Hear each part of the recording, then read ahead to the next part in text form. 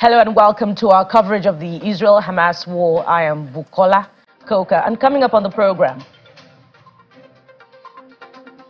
G7 foreign ministers prepare joint statement on Gaza conflict.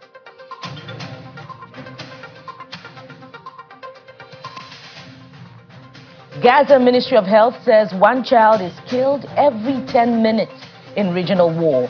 Plus,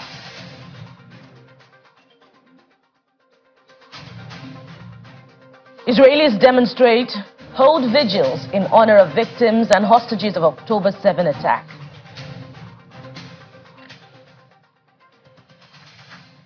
And thank you for staying tuned.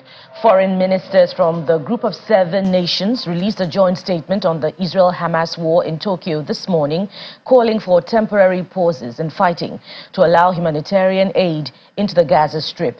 This is the second joint statement from the group of wealthy nations on the crisis since gunmen from the Palestinian militant group Hamas sparked a conflict with a surprise attack on southern Israel. The communique to be issued towards the close of a 2-day meeting in Tokyo is also likely to reiterate that G7 support for Ukraine in its war with Russia remains strong despite the seemingly widening conflict in the Middle East. The G7 wealthy nations, Britain, Canada, France, Germany, Italy, Japan and the United States, as well as the European Union, have been participating in the meetings. They are to hold virtual talks with Ukraine's Foreign Minister, Dmytro Kuleba, later in the day.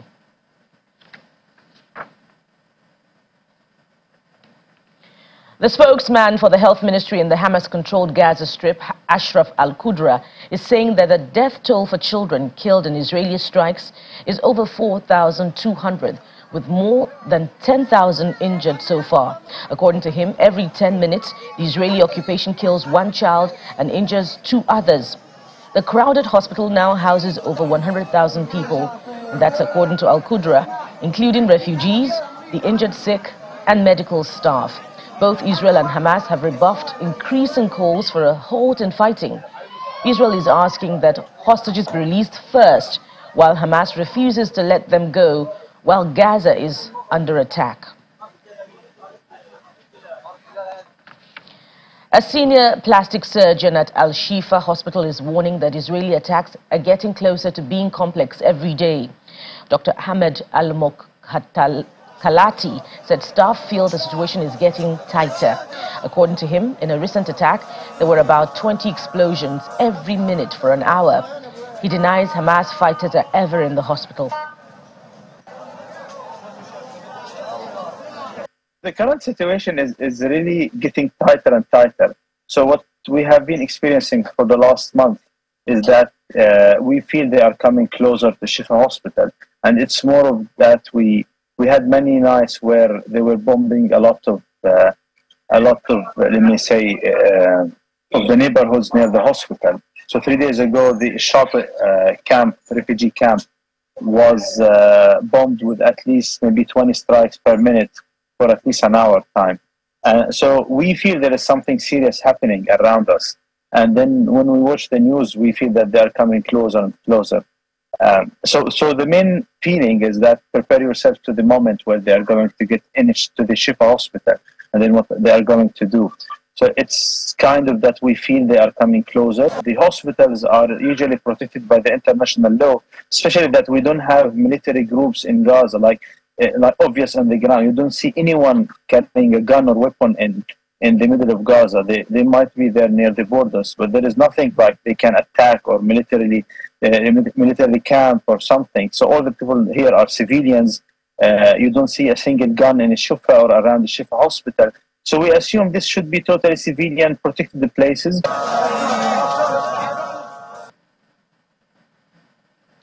U.S. President Joe Biden has asked Israeli Prime Minister Benjamin Netanyahu for a pause in fighting in Gaza. He did this during a call earlier in the week. A White House spokesperson previously said the two leaders discussed the potential for tactical pauses in fighting in Gaza for humanitarian reasons and possible hostage release during their conversation. Washington has backed Israel's position that a ceasefire would help Hamas militarily. But U.S. President Joe Biden argued that a 3-day fighting pause could help secure the release of some hostages. In the meantime, the United States does not support any forced relocation of Palestinians or occupation of the Strip. These were the words of the U.S. State Department Deputy Spokesperson Vedant Patel at a daily news briefing. He was responding to a question about comments by Israeli Prime Minister Benjamin Netanyahu during a television interview that Israel will have the overall security responsibility for the Palestinian enclave for an indefinite period.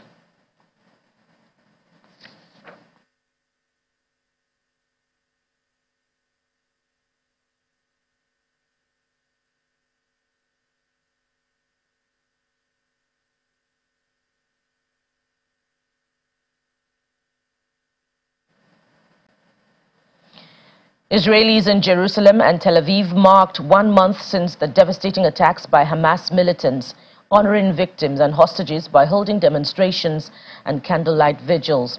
Hundreds of people gathered outside Israel's parliament, the Knesset, in Jerusalem on Tuesday evening, many of them protesting government inaction and failures over the traumatic events of October 7.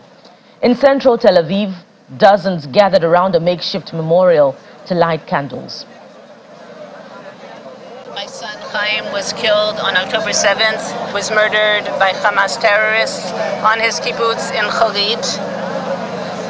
I'm here. Before October 7th, I came to demonstrations against the government, and I still feel that the government is not representing my interests, and I'm very concerned about many of their action. I would like Netanyahu to take responsibility for this. I'd like him to tell us how he's going to prevent this from happening. I'd like him not to blame everyone but himself. He's supposed to be in charge of security. How could this have happened? So we are here to light a candle for the people who got murdered and kidnapped by Hamas organization. And we're here to show some love because there's really horrifying things that Hamas did to innocent people. And that's it. We're just here to show some love to the people, to the families, and to light also a candle. Yeah, we came here in solidarity with all the people murdered on 7th of October.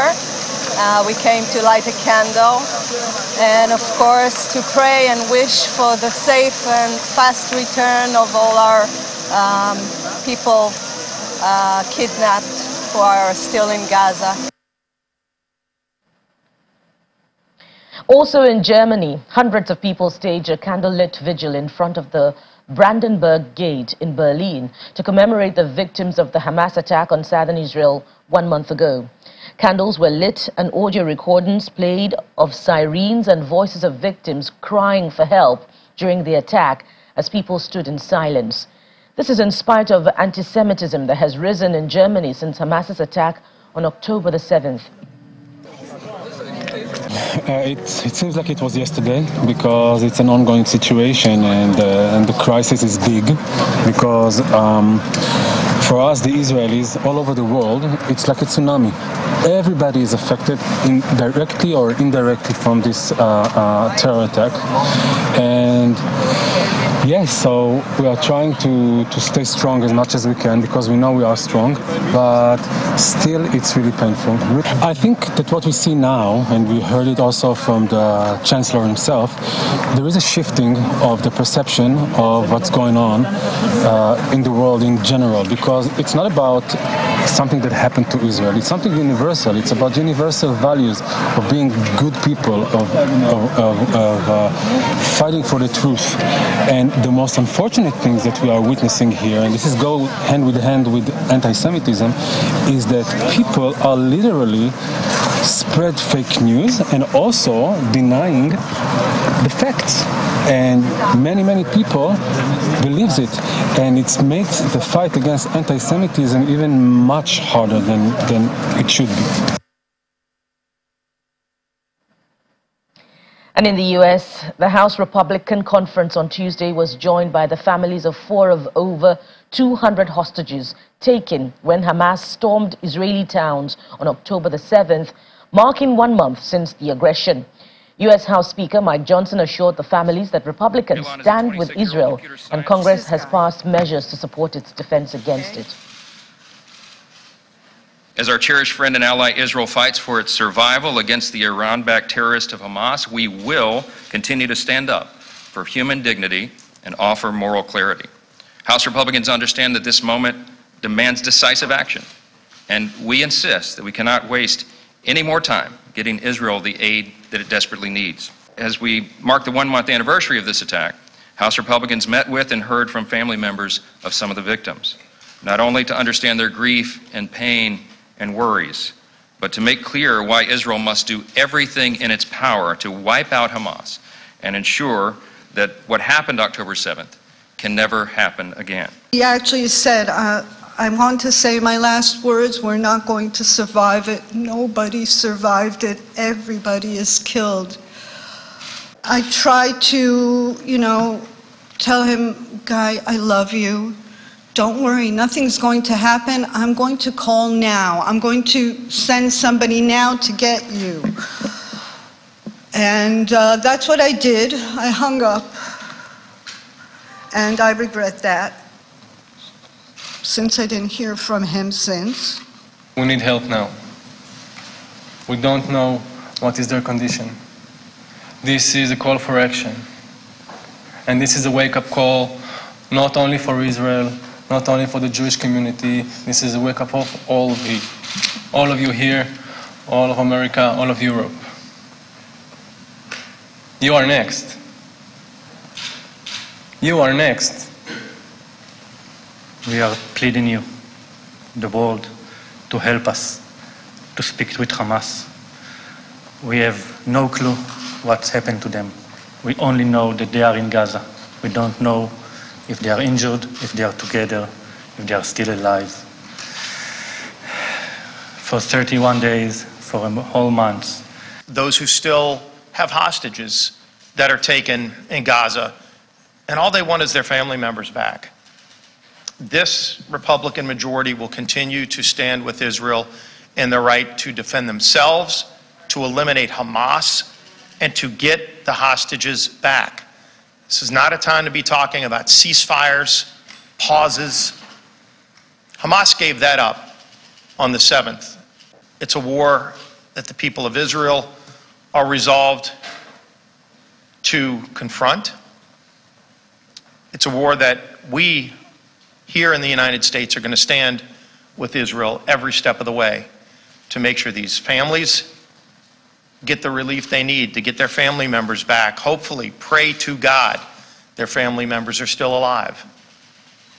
And we're going to continue saying those prayers, but we're also going to be there every step of the way with them as well.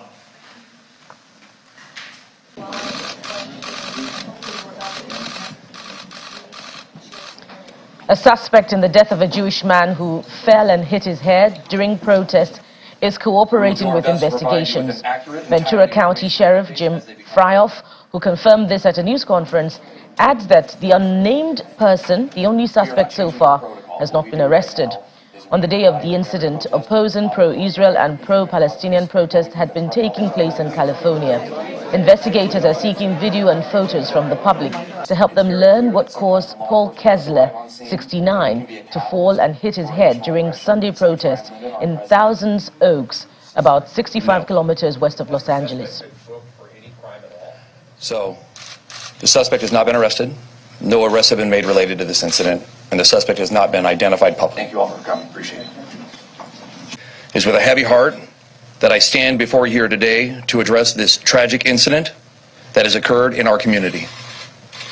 I want to express my deepest condolences to the family and friends of the victim who lost his life in this unfortunate event. On November 5th, 2023, at approximately 3:20 in the evening, the Sheriff's Communication Center received multiple calls regarding a possible assault in an unconscious male who was bleeding at the intersection of Thousand Oaks Boulevard and Westlake Boulevard in the city of Thousand Oaks.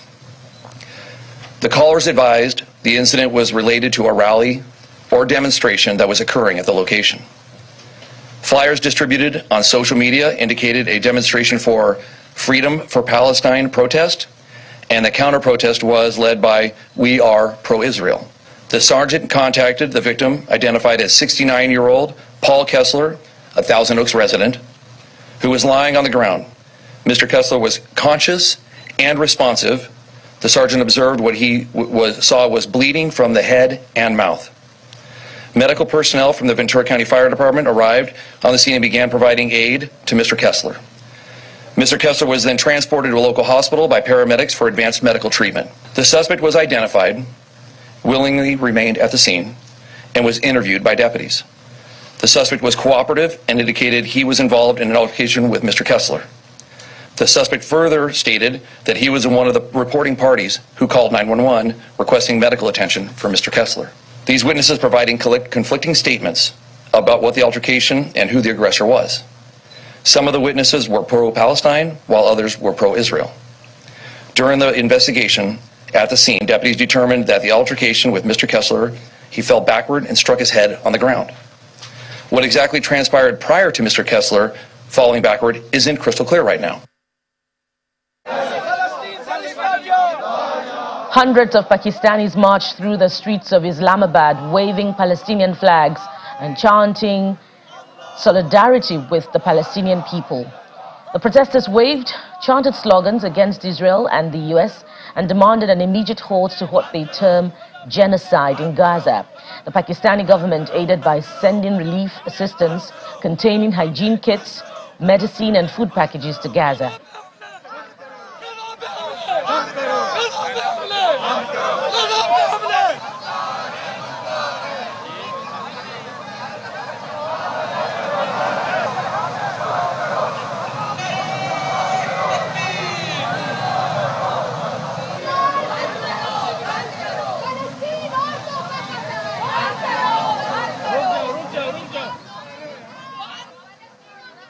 And still ahead on the program, Palestinian journalists protest death of colleagues in Israeli strikes. We'll have that story and more after the break. Stay with us.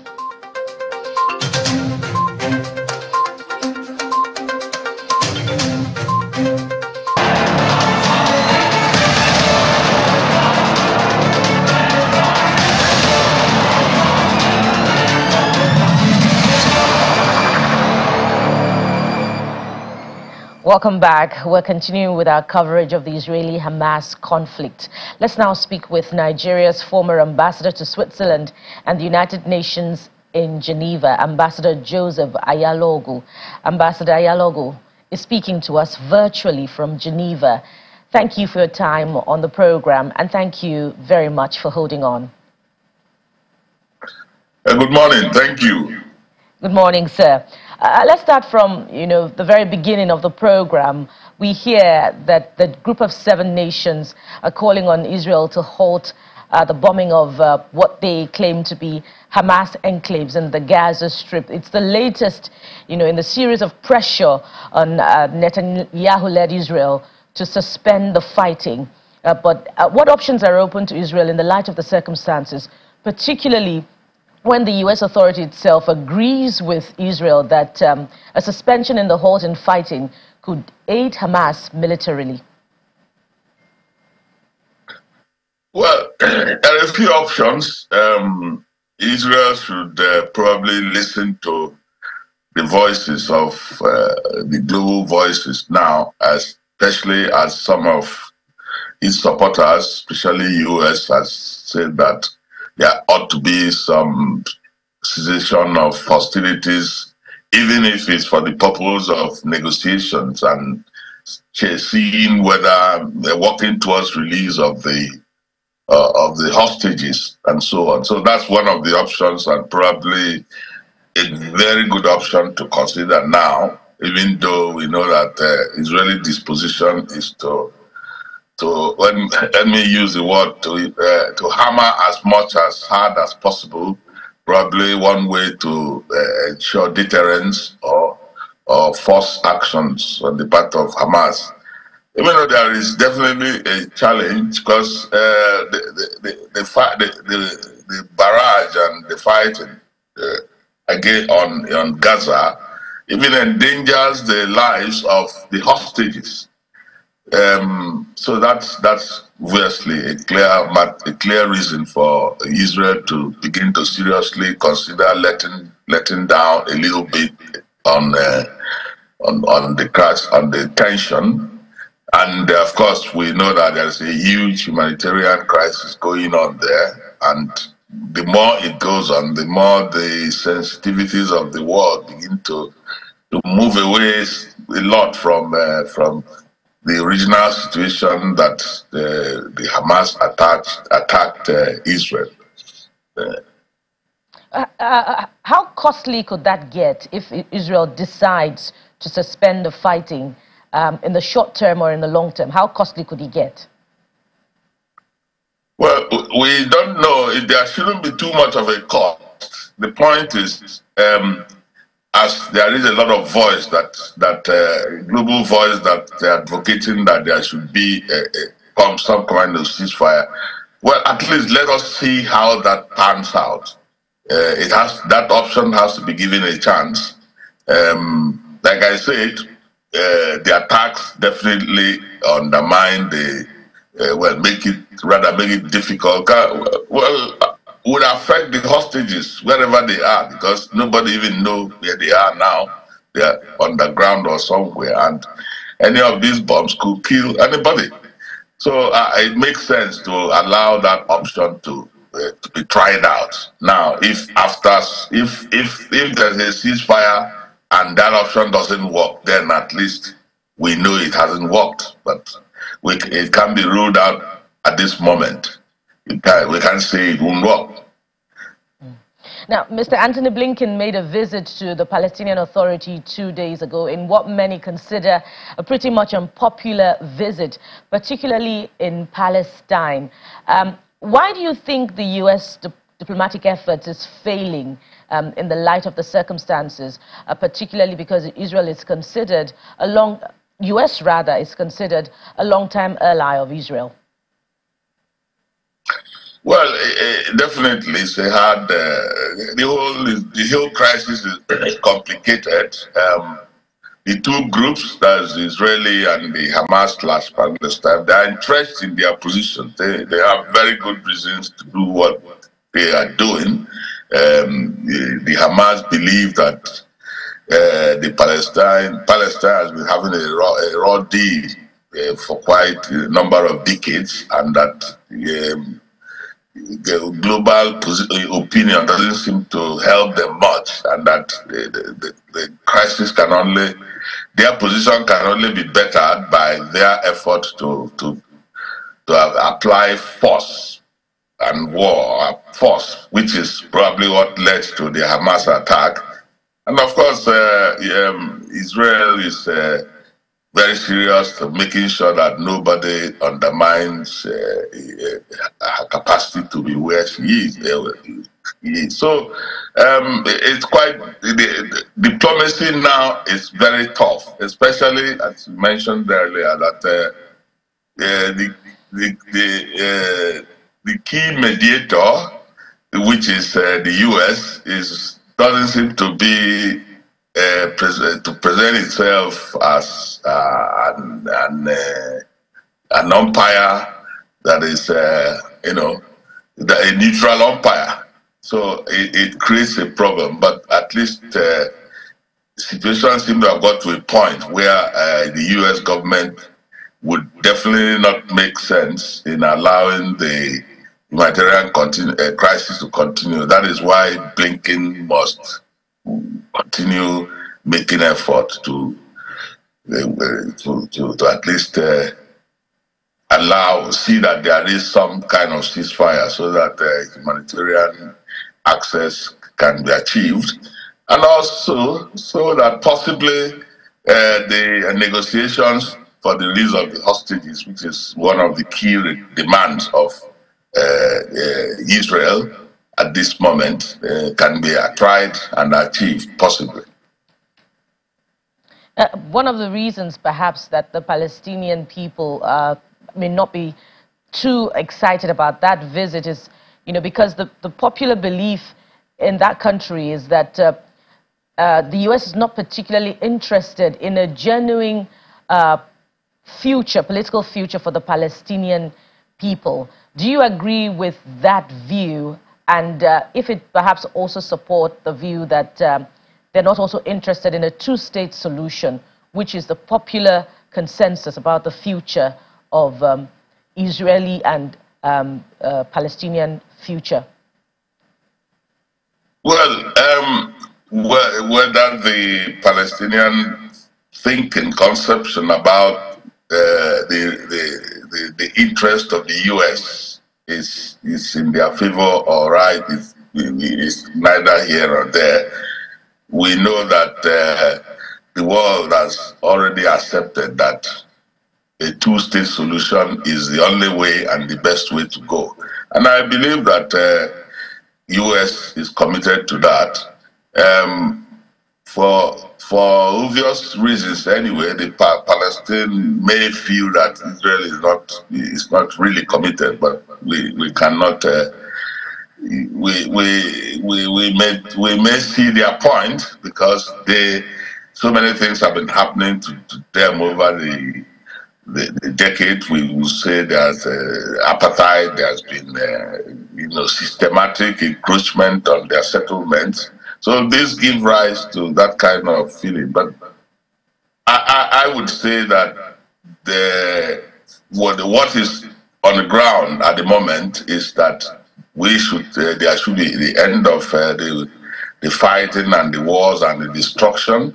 There should be access to support humanitarian needs, and definitely we need to see a sustained effort at really applying this two-state solution so that both parties would feel convinced that there is a commitment, a real commitment to supporting it.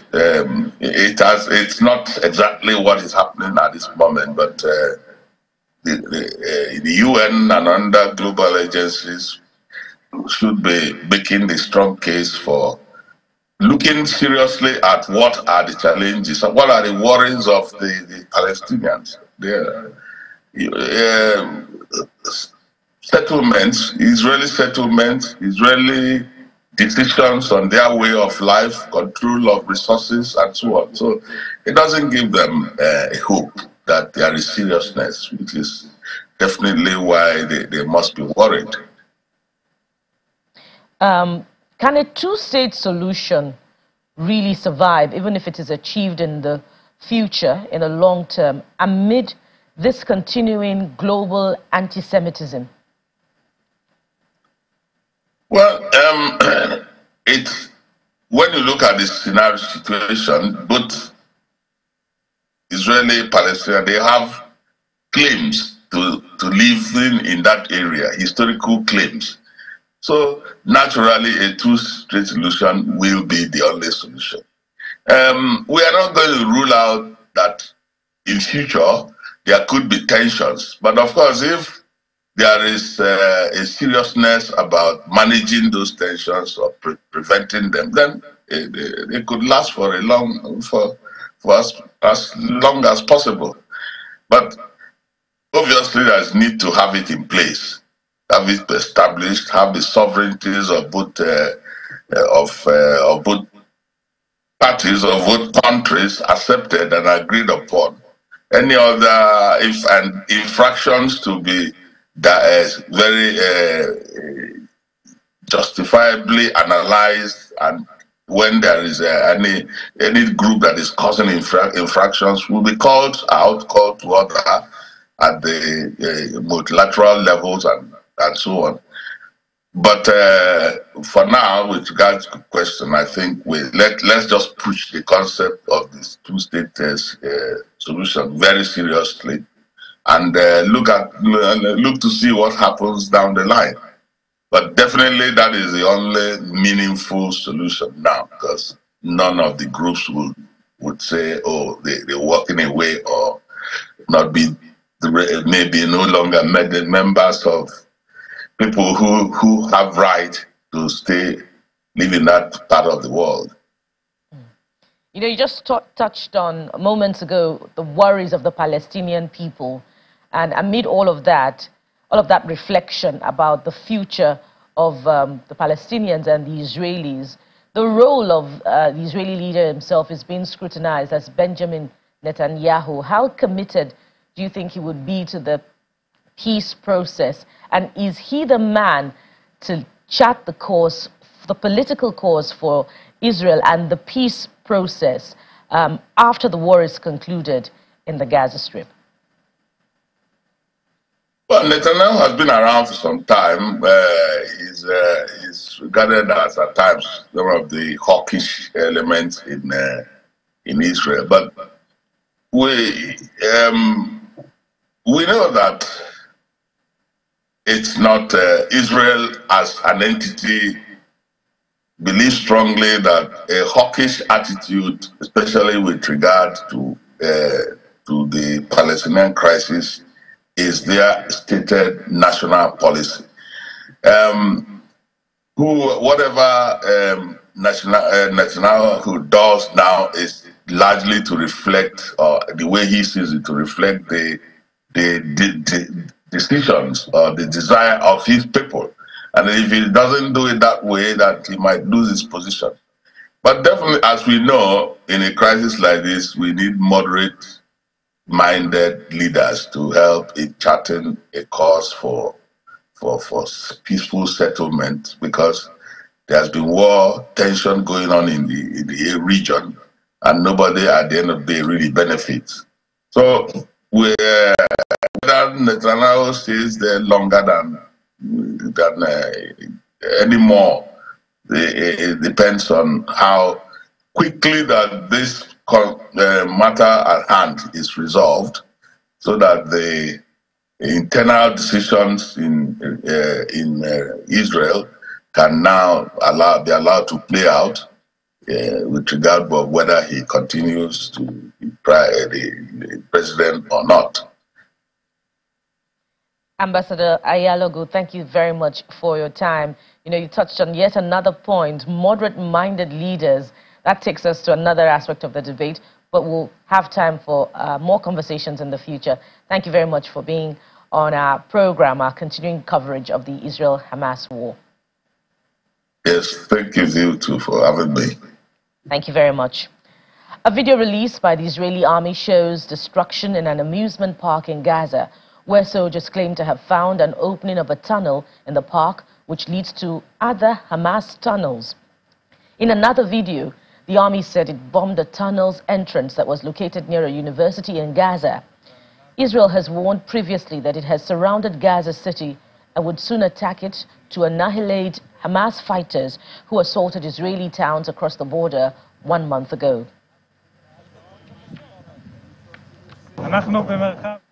Yemen's Houthi group has also released a video of what they say are drones it launched against Israel.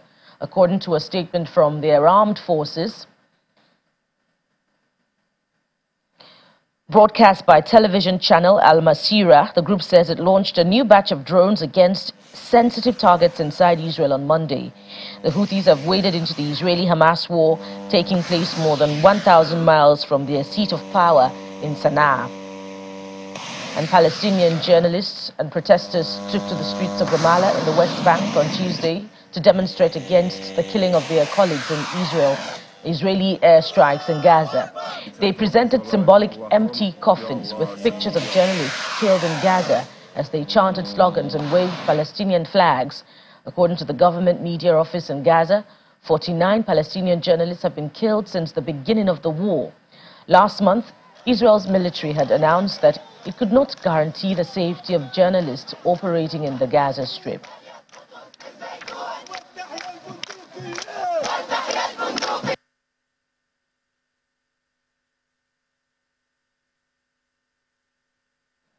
And still to come on the program, Arnold Schwarzenegger honored by Holocaust Museum in Beverly Hills. More details later on. Join us again.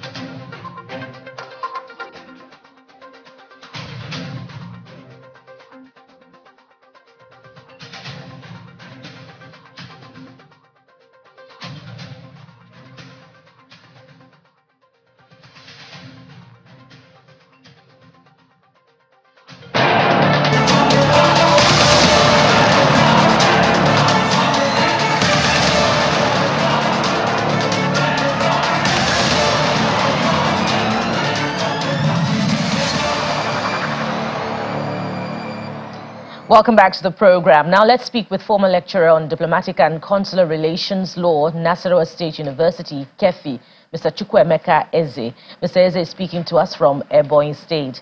Thank you for joining us, Mr. Eze. Good morning.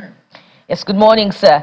Let's start with U.S. diplomatic relations, diplomatic efforts to try to solve this situation, particularly with the visit of the Secretary of State, Antony Blinken, to the Palestinian Authority just 2 days ago. How significant is this visit? It is quite significant because the Americans need to actually reassure the Palestinian authorities that the humanitarian pause it is advocating will take place, and we needed to get the details or explain the details from Israel to the Palestinian Authority, because America is supporting humanitarian pause now, and the whole world are torn between ceasefire and humanitarian pause. Many countries are asking for ceasefire, while America is requesting for humanitarian pause. But Israel has asked America, what are the details of this humanitarian pause? Will it prevent us from continuing our attacks or fighting the war? So, because the devil is in the details, there was need to actually share ideas with the Palestinian Authority to be sure that they are on the same page. They need to marshal out the plans and get the two parties to actually agree. Mr. Eze, it appears that you're muted. Muted? Okay, go ahead. I can hear you now. Okay, I'm not muted, perhaps. I'm saying that the Americans have a plan for humanitarian pause, but that the devil is in the details. The Americans, I'm sure, have they have the details now, and they needed to share those details with the Palestinian Authority and with Israel too, because Israel is not buying into it, but they can buy into it if the details are favorable to them. They don't want humanitarian pause that will lead to cessation of hostilities, because they believe that Hamas will regroup and continue with the rockets, firing of rockets into Israel if there is humanitarian pause. So that is why Antony Blinken has taken measures to meet with the Palestinian authorities in Ramallah. Mr. Eze, I couldn't hear you for the better part of the conversation, but you also landed yet again on the efforts of Antony Blinken. Speaking of which, why is the U.S. diplomatic effort failing to achieve results so far, particularly with, pressures also coming from the U.S. that Israel should suspend the fighting? Do you sense a lack of trust between traditional allies on the one hand, and on the other hand as well, a lack of confidence, a traditional lack of confidence from the Palestinian people on the efforts of the U.S. authorities? We should realize this is a war. Things don't happen in a jiffy. I don't think that the parties will agree within a day or 2 days, but I think U.S. will eventually succeed in its effort to ensure there is humanitarian pause. So the diplomacy is paying off because more countries are yet to enter into the war. Only Yemen, for now, is a state that has declared war on Israel. So if not for those diplomatic efforts, perhaps the whole Arab countries would have declared war on Israel. So I think it is paying off, but we have to be patient. This is war, and since the Second World War, Israel has not suffered such a pogrom in one day, more than 1,400 persons being killed. So Israel is actually enraged.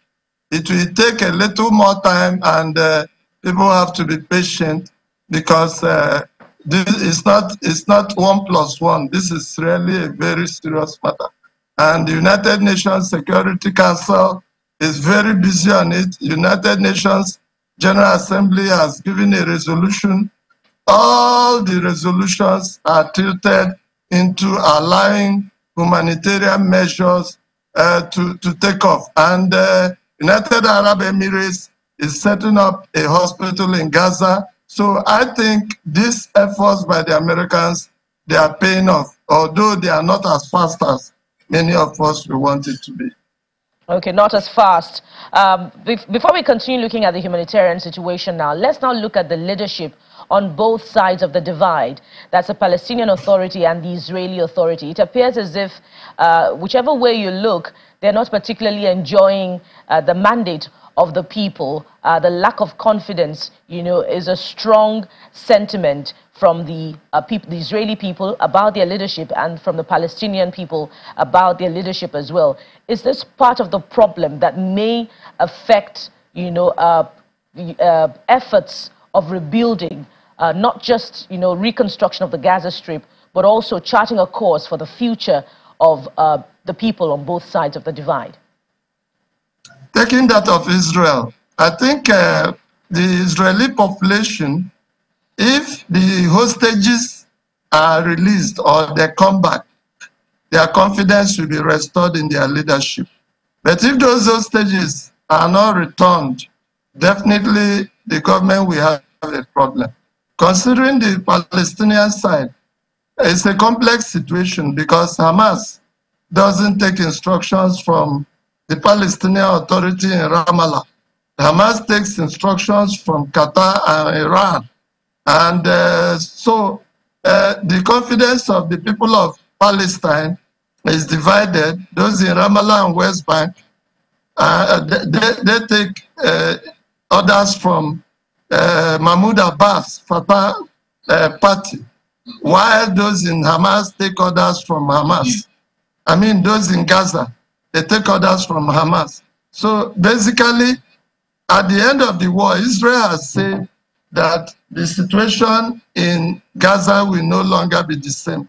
That means the government in Gaza will no longer be, Hamas will no longer be in charge of governance in Gaza. Let's see how that plays out. And I think negotiations are ongoing, whether the Palestinian Authority will take over Gaza and Israel will have security control over Gaza, just like in West Bank. So that's why I said that of Palestine is very complex, because they don't have a monolithic government that everybody is answerable to. So what will play out in Palestine will be in the womb of time. I think it is in the womb of time. Nobody can completely predict what will happen there. But Israel, the government will collapse if the hostages are not brought back.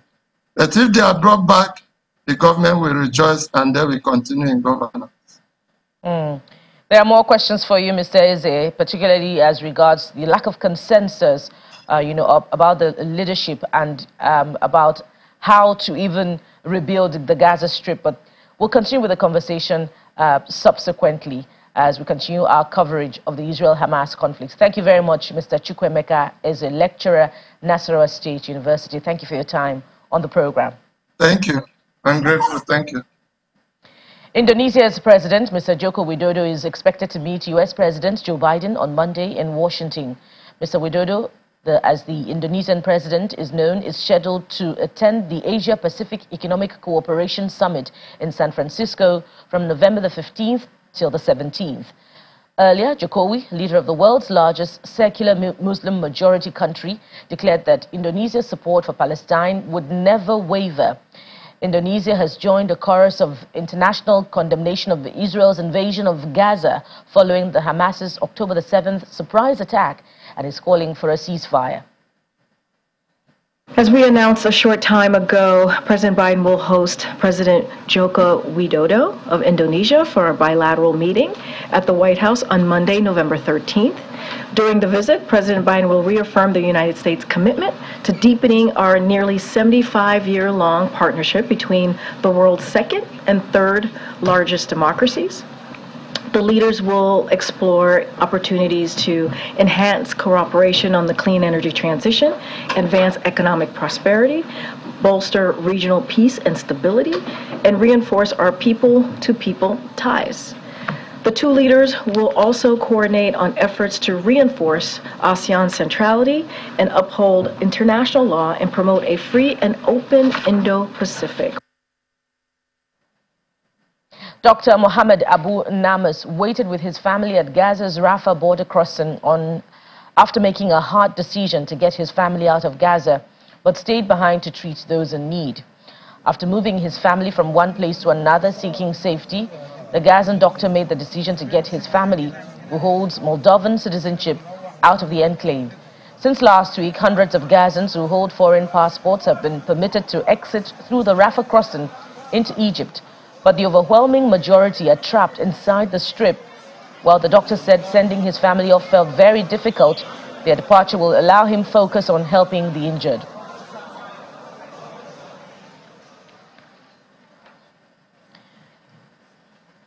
And Hollywood actor, star and politician Arnold Schwarzenegger was honored by the Holocaust Museum at a ceremony in Beverly Hills on Monday. Schwarzenegger received the Los Angeles Museum's inaugural Award of Courage for his work advocating against anti-Semitism and bigotry. He received the award from his friend, movie producer Mike McDavoy, who the actor credited with giving him his big break in Hollywood when nobody else would. Austrian-born Schwarzenegger is the son of a Nazi party member who served in the German army in World War II. Authorities and civil society groups in many countries have reported a surge in anti-Semitism since the October 7 attack by Hamas on southern Israel and subsequent bombardment of the Gaza Strip by the Israeli military. So I felt it was very important, especially since I come from a country that is known to be a big part of the Second World War and had the most vicious Nazis during the Second World War and beforehand. And so I thought it is important to go out and to let people know that the next generation doesn't have to be the same, that the next generation can change.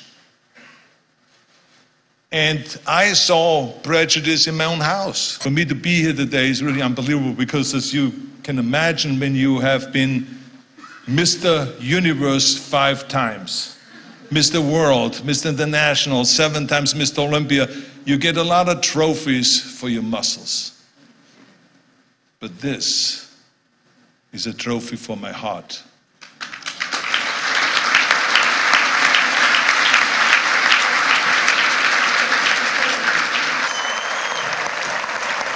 When everyone in Hollywood said, you would never be in the movies, you would never be a leading man, you have an accent, everyone is scared when they hear your voice. Your body is too big, you weigh 250 pounds. This is the 70s now, and the stars are Dustin Hoffman, Woody Allen, Al Pacino. Those guys weigh no more than 150 pounds, and you weigh 250. So that doesn't work. And your name, Schwarzen, Schnitzel, or whatever it is, that doesn't work either. Well, a fine place to leave it. Thank you for watching our continuing coverage of the Israel-Hamas conflict. We'll be back again tomorrow. I am Bukola Koka. Bye for now.